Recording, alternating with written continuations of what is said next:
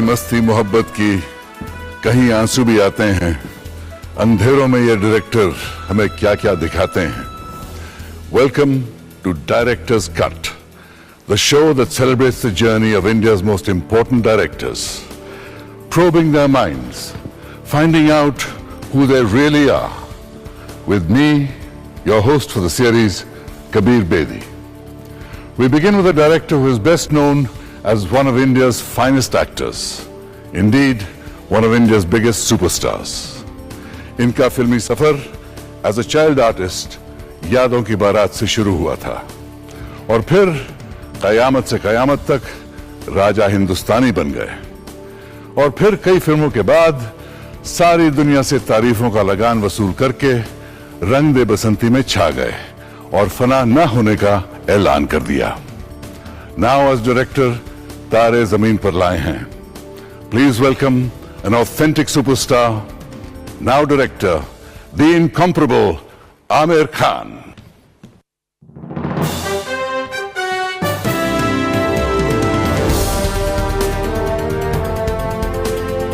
Hi Kabir. Hi Amir, how are you? Yeah, Very well.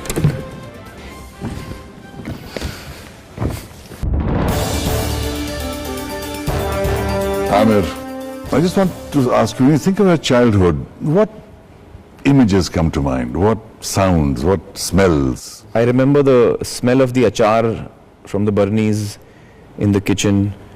और अम्मी नानी जान टेरेस पे वो बर्नी रखती थी धूप में.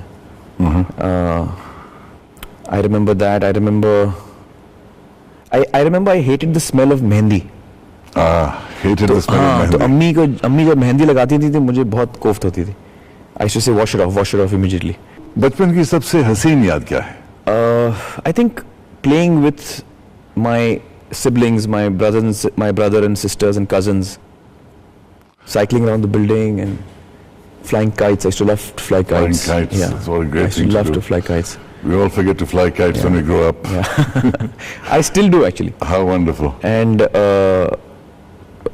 my mother is one of the most amazing persons that I've come across, and she's very soft-hearted. दूसरों का दर्द उनको पहले महसूस होता है. She's very sensitive and she's very loving. She's brought us up really well. मुझे याद है मैं बचपन में टेनिस बहुत खेलता था और काफ़ी कंपेटिटिव लेवल पे खेलता था. तो जब भी मैं लौटता था टेनिस मैच के बाद तो अम्मी कहती थी क्या हुआ, जीते हारे. Usually I used to win because I was quite good at that time. So I used to say हाँ I won today. Invariably she used to say कि वो बच्चा जो हार गया है उसको कितना बुरा लग रहा होगा, उसकी माँ को कैसे लग रहा होगा. Now she was thinking about the boy who lost and the mother of the boy who must be thinking कि वो जब घर गया होगा उसने बोला मैं हार गया आज, तो माँ को कैसे फील हो रहा होगा. अब ये बहुत कम लोग महसूस कर पाएंगे. तो she is somebody who's very sensitive and she's a very strong lady as well. Growing up in a film family, सबसे पहले फिल्म सेट की क्या याद है? I used to find it a very scary place, but डरावना लगता था मुझे. अच्छा? अंधेरा होता था, आप छोटे से दरवाजे से एंटर होते थे और खूब सारे वायर्स और चीज़ें रखी हैं हर जगह. लोग ज़ोर ज़ोर से चिल्ला रहे हैं.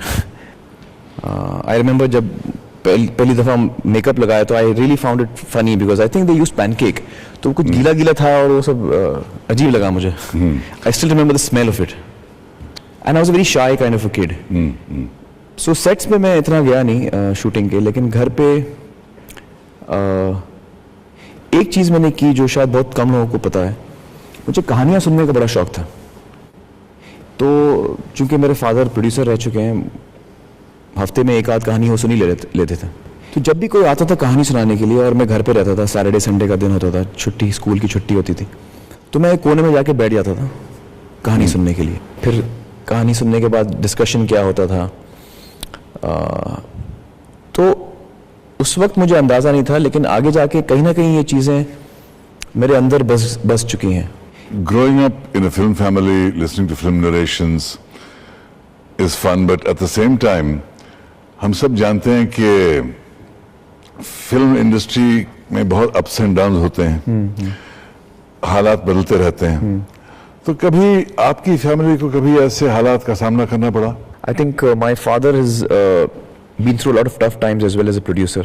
और यही वजह है शायद कि जब मैंने पहली दफ़ा जाहिर किया अपने पेरेंट्स से कि मुझे फिल्मों में काम करना है, फिल्मों के साथ जुड़ना है, तो उनका रिएक्शन था कि भाई इसमें तुम मत आओ please. They didn't want me to enter the film industry. And I think उसकी वजह ये थी कि वो चाहते थे कि वो मुझे प्रोटेक्ट करें. किसी ऐसे लाइन में मैं जाऊं जहां स्टेडी प्रोफेशनल काम हो, स्टेडी प्रोफेशन हो, जो इमोशनल अपहीवल्स होते हैं, आपके सक्सेस, फाइनेंशियल इनसिक्योरिटीज होती हैं, कुछ भरोसा नहीं रहता करियर का कि लोग अगर पसंद करेंगे तो आप कामयाब होंगे, कितने देर तक आप कामयाब होंगे, 2 साल 4 साल, अप्स एंड डाउन्स होते हैं. राइट. तो ये सारी चीज़ों से वो मुझे दूर रखना चाह रहे थे, लेकिन मैं बड़ा जिद्दी हूँ. वो तो है. तो जब मैंने तय कर लिया था कि मुझे फिल्मों में जाना है, तो मैंने कहा भाई I am clear, this is what I want to do. कहते हैं कि nobody works harder in the film industry only to get unemployed. लेकिन ये इनसिक्योरिटी जो बचपन से है, ये अब भी है आप में? एक्चुअली ये इनसिक्योरिटी मुझ में कभी नहीं थी, मेरे पेरेंट्स में थी. हाँ. मुझ में कभी इनसिक्योरिटी नहीं थी. मैंने कभी इस पहलू के बारे में खास सोचा भी नहीं. I was just excited and happy to be part of film making. तो ये इनसिक्योरिटी मुझ में कभी नहीं रही. मुझे लगता है कि अगर मैं किसी काम में नाकामयाब रहूंगा तो मुझ में इतनी काबिलियत है कि मैं 2 रोटी कमा लूंगा जो भी करूंगा. लेकिन मैं बात कर रहा हूं ऐसी इनसिक्योरिटी की कि अब इस हद तक पहुंच गए हो, कभी ख्याल आता होगा कि मेरी 3, 4, 5, 6 फिल्में फ्लॉप हो गई तो क्या होगा? ऐसा हुआ भी है मेरे साथ. मेरे करियर की शुरुआत में मेरी पहली फिल्म बहुत कामयाब हुई थी, क़यामत से क़यामत तक. उसके बाद मेरी 3-4 फिल्में आई जो इतनी कामयाब नहीं हुई. ये बहुत पहले की बात है, 89 की बात है. तो press also wrote me off as a 1 film wonder, and rightly so, they were not wrong. मेरी और कोई फिल्म कामयाब नहीं हो रही थी, तो उसकी फिक्र थी मुझे. लेकिन उसके बावजूद मैंने एक बात तय कर ली थी तभी कि जो गलतियां मैंने की हैं मैं वो दोहराऊंगा नहीं. चाहे मैं इंडस्ट्री से आउट हो जाऊं, लेकिन अब मैं वही काम करूंगा जिससे मैं खुश हूं, वरना मैं नहीं करूंगा. Your quest for perfection, your quest for the best you can do is always well known and admired. कभी-कभी मुझे